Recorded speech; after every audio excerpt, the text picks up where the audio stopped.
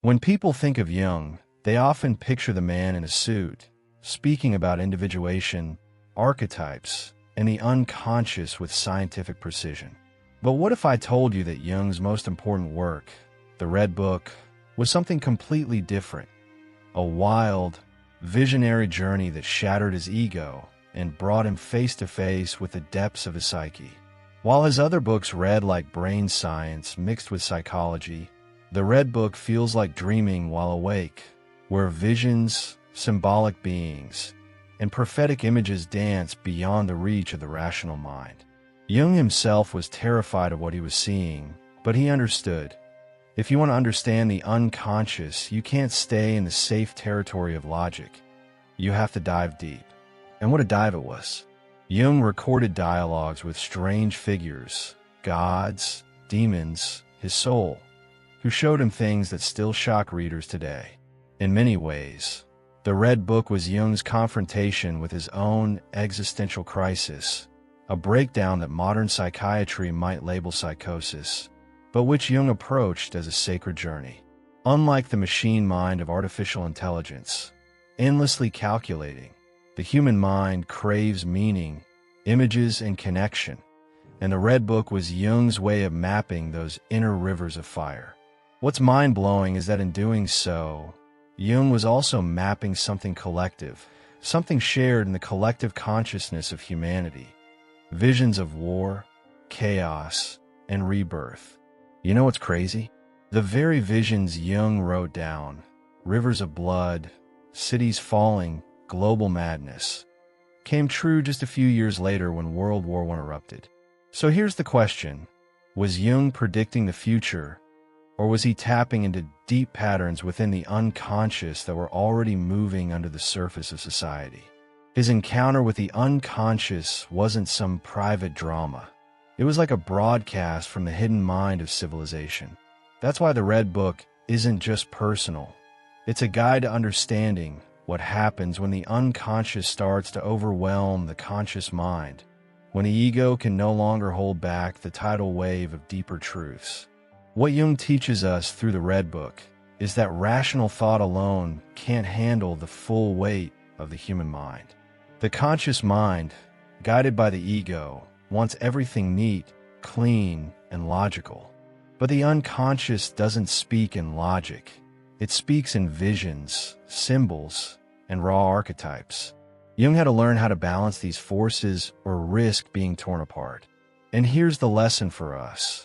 If we don't engage with our unconscious mind, if we ignore our dreams, our creative visions, and our deeper emotions, they will break through in ways that can destroy us, whether as personal breakdowns or collective crises. So maybe the real question is, how do we balance that intense, mystical world of the unconscious with the structured demands of everyday life? How do we, like Jung, walk between the conscious and unconscious without falling into psychosis or losing ourselves in meaningless rationality?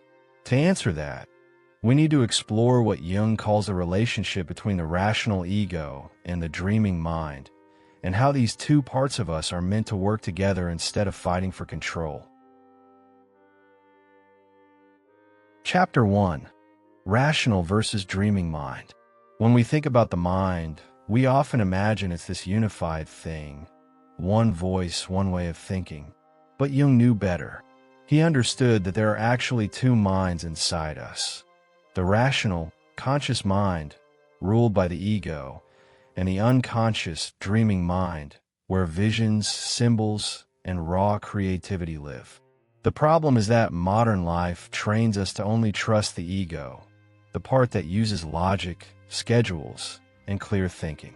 But the dreaming mind doesn't care about logic. It speaks in images, emotions, and deep archetypes, carrying truths we can't reach with reason alone. And when we ignore that dreaming mind, we lose connection to our own inner world. Here's something to think about. How many times have you had a dream so vivid it felt real, only to wake up and brush it off like nonsense? Jung would say that dream was a message from your unconscious, a piece of wisdom your rational mind can't see.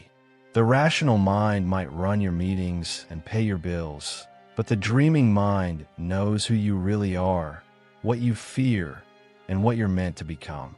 When Jung wrote the Red Book, he wasn't in control.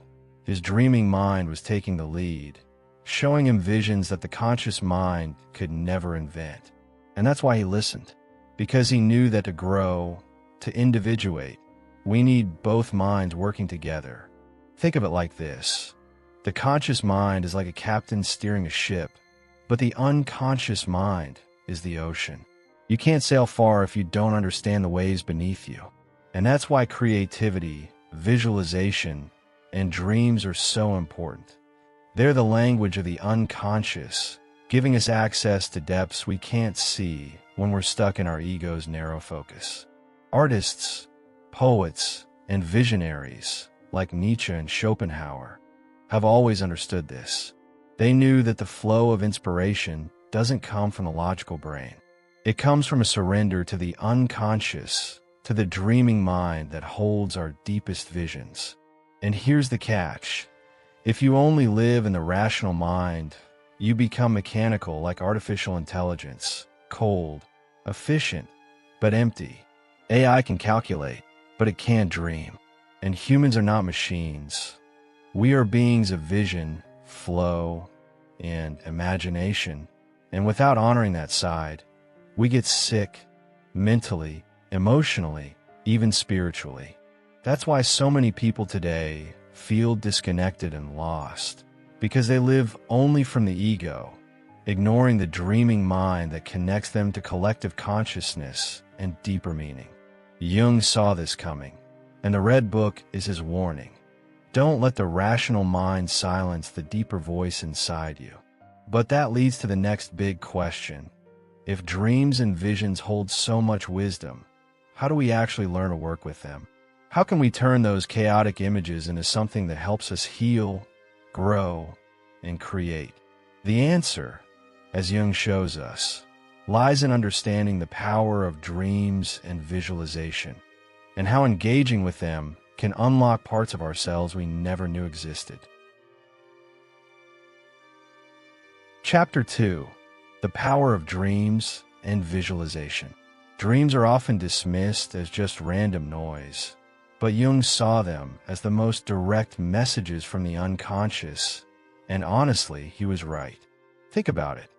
While your conscious mind sleeps, the dreaming mind is fully awake, showing you visions, symbols, and hidden feelings that you might ignore during the day. Jung's Red Book is filled with these dreamlike images, and they weren't meaningless. They were guiding him, showing him what the ego couldn't see.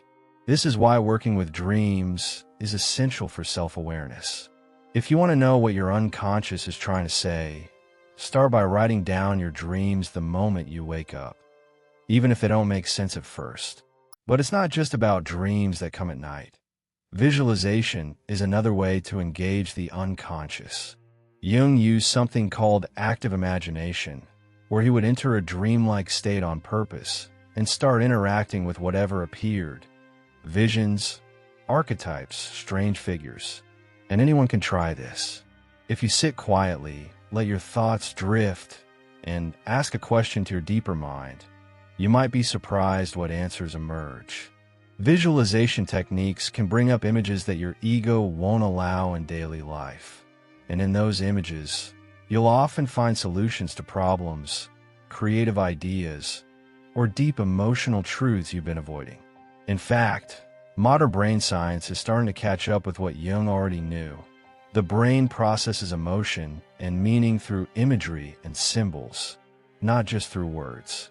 So when you visualize or remember a dream, you're activating powerful networks in your brain that connect emotion, memory, and creativity. That's why visualization works not just for athletes and CEOs, but for anyone wanting to grow. You can use it to rehearse a tough conversation, face a fear, or imagine a new future for yourself. It's a way to tap into the flow of the unconscious, giving you strength and insight beyond logic. But here's the kicker. If you ignore your dreams and visualization, you're cutting yourself off from half your mind. You're living only in the ego, the rational mind, and that's why so many people feel stuck. Jung warned that if the unconscious is ignored, it doesn't go away. It shows up as anxiety, depression, or even psychosis. But if you engage with it, you can turn those dark visions into creative power. That's why the Red Book is not just about Jung's personal journey. It's a map for all of us to follow. Because your unconscious has things to say, and dreams are where it starts talking. So now that we see how dreams and visualization are doors to the unconscious, the question is, what happens when we truly enter that space? What happens when the ego finally steps back and the deeper mind takes over? That's where the concept of flow and ego dissolution comes in, a state where creativity, intuition, and unconscious wisdom take the lead beyond rational control. Chapter 3. Flow and Ego Dissolution. Have you ever been so focused on something, writing, painting, dancing, or even just running, that time disappeared and you felt like something else was moving through you? That's what psychologists now call flow, but Jung saw it as something deeper, a moment when the ego dissolves and the unconscious takes over.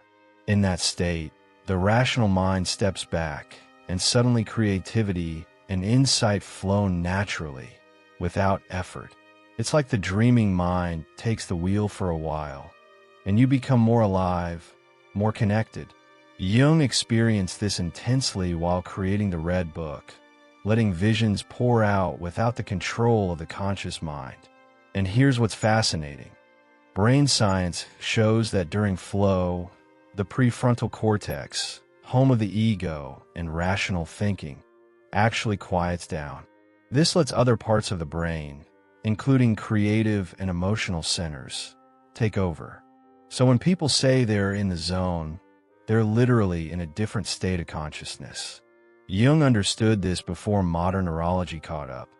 He knew that to access deep truths, you sometimes have to let go of control, of the constant need to analyze and explain. And when you do, the unconscious starts speaking in ways that can transform your life. But flow isn't just about art or sports. It's a natural way to connect to deeper parts of yourself, and anyone can access it. Think about times when you were fully absorbed in something you love, like music, hiking, writing, or building something. Those moments of total absorption are when the ego dissolves, and you become part of the experience itself. Jung would say that in those moments, you're touching something deeper, part of the collective unconscious, part of the symbolic world that lives beyond logic. And that's the space where healing, creativity, and insight are born, beyond the ego's grip. But here's where it gets powerful. If you learn to enter flow deliberately, you're giving yourself access to the same inner space Jung explored in the Red Book, without needing to break down first. Practices like meditation, visualization, active imagination, and even intense focus on meaningful work can take you there. And once you're in that space, your unconscious can offer guidance, creativity, and even deep emotional healing. Jung would call this a conversation with the unconscious, and modern neuroscience would call hacking flow. But either way, you're connecting to a wisdom beyond your ego. So here's the real challenge. If flow and ego dissolution are so powerful, why are we so afraid to let go of control? Why do we cling to the rational mind, even when it's burning us out? To answer that, we need to look at the very structure of the brain itself, how the left and right hemispheres create a dynamic tension between logic and intuition, ego and unconscious, and how finding balance between them is the key to individuation. Chapter 4. The Duality of the Mind, Left versus Right Brain. Most people don't realize that their mind is already a battlefield between two forces. The left brain, which runs on logic, language, and structure, and the right brain, home of emotions, creativity, and vision. Jung deeply understood this before modern brain science could prove it. He saw that the conscious mind and the unconscious are reflections of this split. The left hemisphere is like the ego's home base, obsessed with control, reason, and survival. But the right hemisphere is where the unconscious lives, and that's where creativity, visualization, and archetypes emerge. You can think of the Red Book as Jung surrendering to the right brain, letting it speak without the left brain's constant interference. Now here's the real twist. Both sides are necessary, but modern society glorifies the left brain. From school to work, we're trained to focus, analyze, and produce. But what happens when the right brain gets ignored? We lose access to imagination, deep emotions, and collective consciousness. Jung knew that the mind isn't meant to run on logic alone. Without vision and creativity, life becomes mechanical, like artificial intelligence that can think but can't feel or imagine. And that's why so many people feel burned out, anxious, and purposeless, because their dreaming mind, their right brain, has been silenced for too long. You can actually feel this split in real life. Ever try to force a creative idea with logic alone? It doesn't work. You get stuck. But when you stop thinking so hard, maybe take a walk, listen to music, or daydream, suddenly the idea comes to you. That's because the right brain needs space to work, and the ego needs to step back. Jung's practice of active imagination is a powerful way to create that space.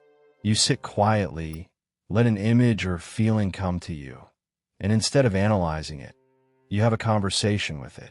That's how you bridge the gap between left and right brain, and between conscious and unconscious. But here's what makes this even deeper. The left brain and right brain are not enemies. They are partners in individuation. You need the left brain to make sense of the visions from the right brain. You need the ego to act in the world, but you need the unconscious to guide you toward what really matters. Jung believed that individuation, becoming whole, is about getting these two minds to work together, not letting one dominate the other. And once you do that, you gain access to a deeper flow, where your creativity is balanced by action, and your visions can become reality. So now we've seen how this duality shapes our minds. But what happens when you start listening to those deep visions and symbols? What happens when the unconscious starts sending warnings, not just for you, but for the entire world? That's what happened to Jung, and it's what led him to have prophetic visions that seem to predict World War I. Let's dive into that next. Chapter 5. Jung's Visionary Experience and Prophecy. Here's where things get seriously intense, because Jung didn't just explore his unconscious for personal insight.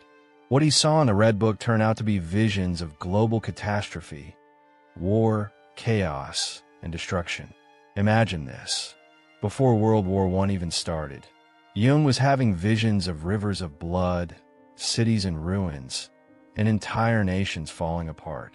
At first, he thought he might be going insane, psychosis. But over time, he realized his unconscious was showing him something that wasn't just personal.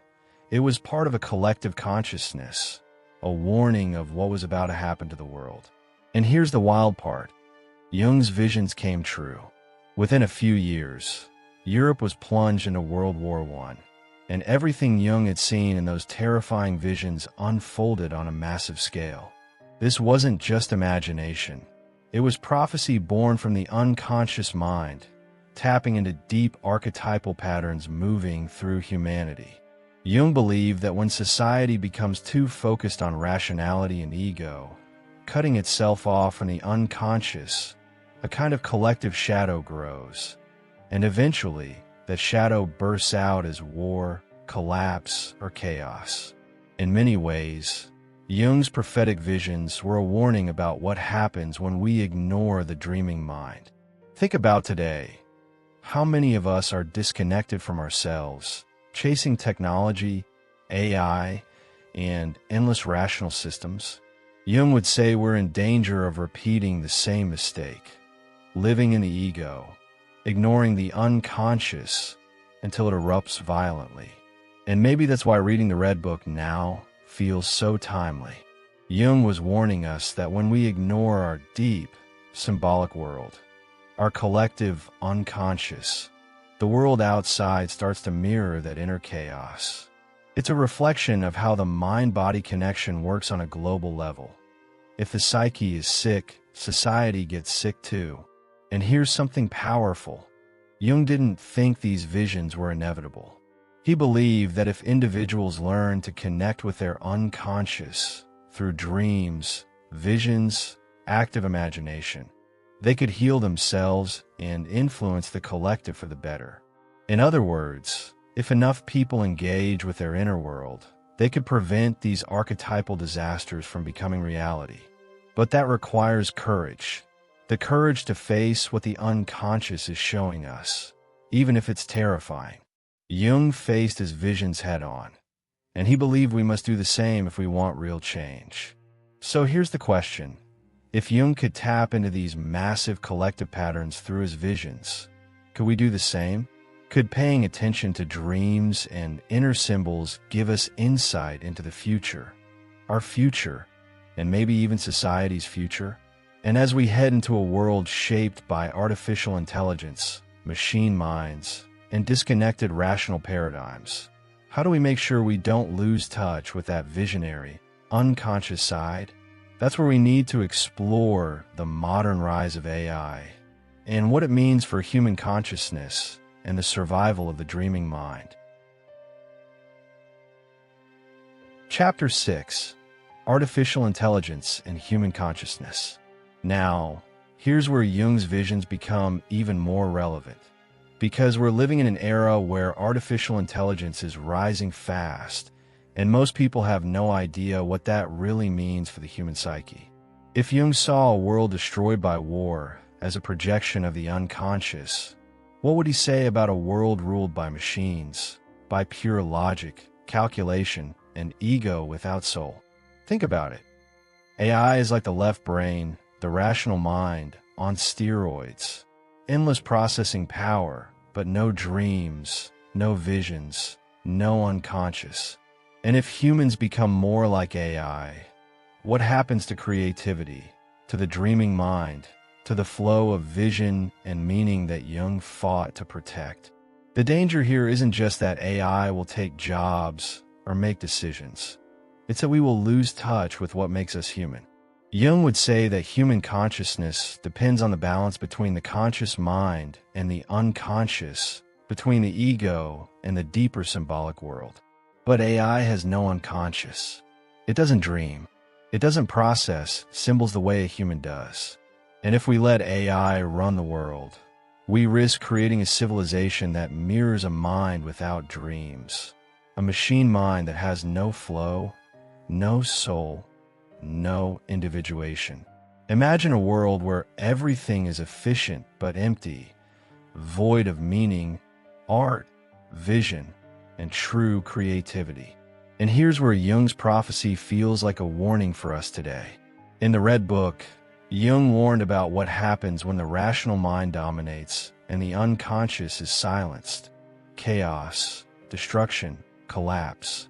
Now think of our modern world, where AI is being trusted to write, create, and even think for us. If we lose the flow of real human creativity and vision, if we replace the dreaming mind with algorithms, what's left? A society that looks successful on the outside, but is completely empty inside, soulless, disconnected, and vulnerable to collapse. Jung would call that a collective psychosis born from ignoring the unconscious. But here's something powerful. We still have a choice. AI may be rising, but we can choose to protect the parts of ourselves that AI can never replace. Our unconscious, our dreams, our creative flow. That means going deeper into ourselves, not running away from the dreaming mind, but embracing it fully. Jung would say that as AI gets smarter, we need to get wiser, to reconnect with our unconscious and remember what makes us human. Because if we lose that connection, we won't just lose art and creativity.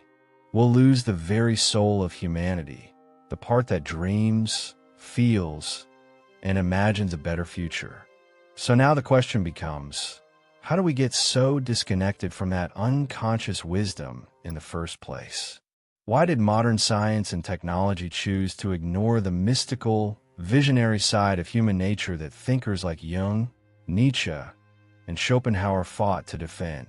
To answer that, we need to dive into the modern disconnect between science and mysticism, and why it's hurting us more than we realize. Chapter 7. The Disconnect Between Science and Mysticism. One of the biggest tragedies of modern times is that science and mysticism, two paths that should complement each other, have been split apart.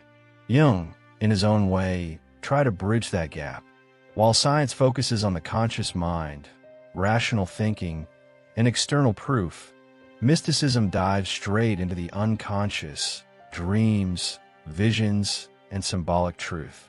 But today, if you speak of visions, archetypes, or deep intuitive wisdom, people look at you like you're crazy, or worse, unscientific. Jung saw this split as a kind of collective wound, and in the Red Book, he tried to heal that wound by giving voice to the unconscious mind that science refuses to see. And here's the thing, science has given us incredible tools from medicine to AI.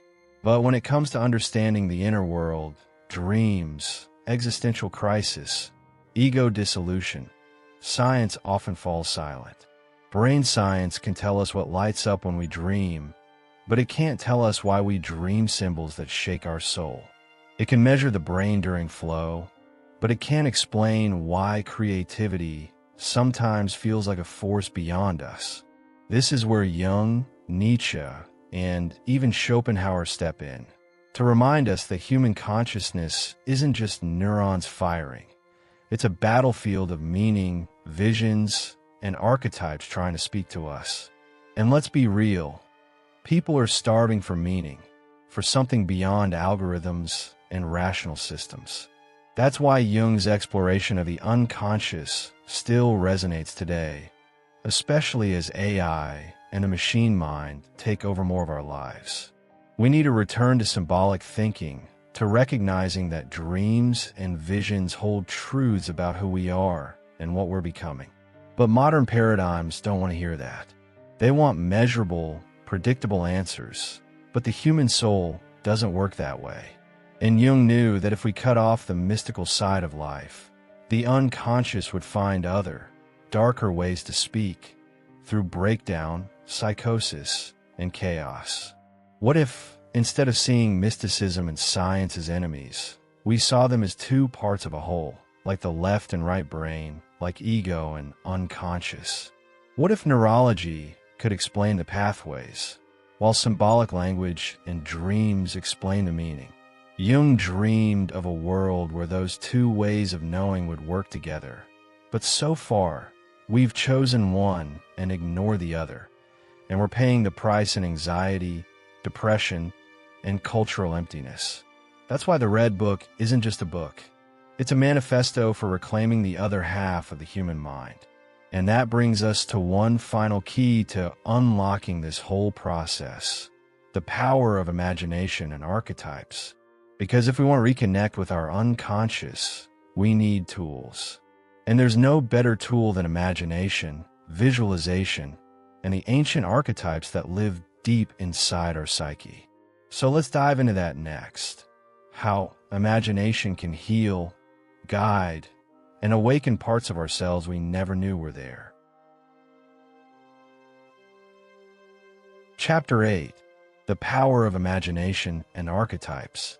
If there's one thing Jung knew better than anyone, it's this: imagination is not just pretend. It's the gateway to the unconscious, the tool we need to speak the language of the soul.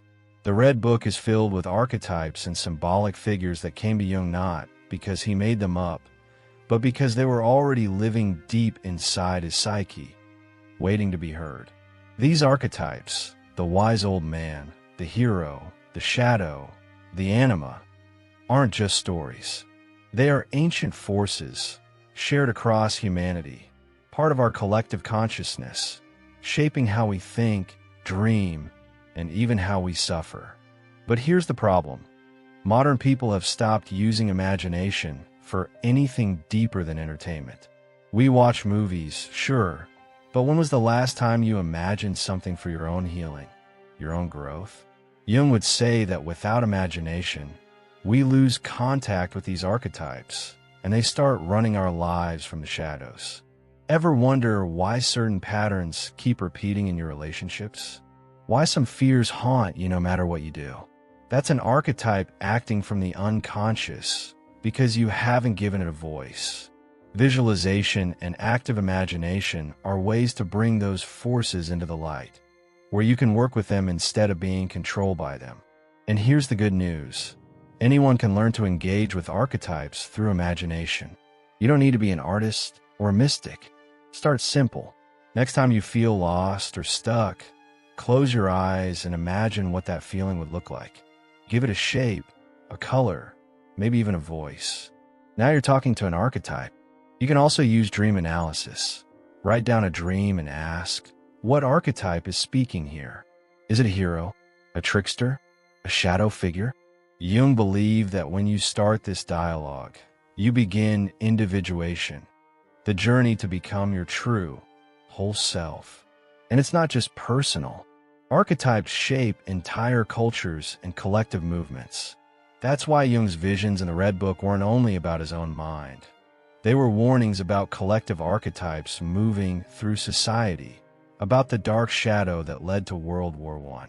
And today, as we face the rise of AI, societal breakdown, and existential crisis, those archetypes are still here, trying to speak. If we don't engage with them consciously, they'll shape our future unconsciously, and not always for the better. That's why learning the language of archetypes through imagination is not just a personal tool, it's a cultural necessity. So now that we've seen how imagination and archetypes open a door to the unconscious, the final question is, how do we bring all of this together?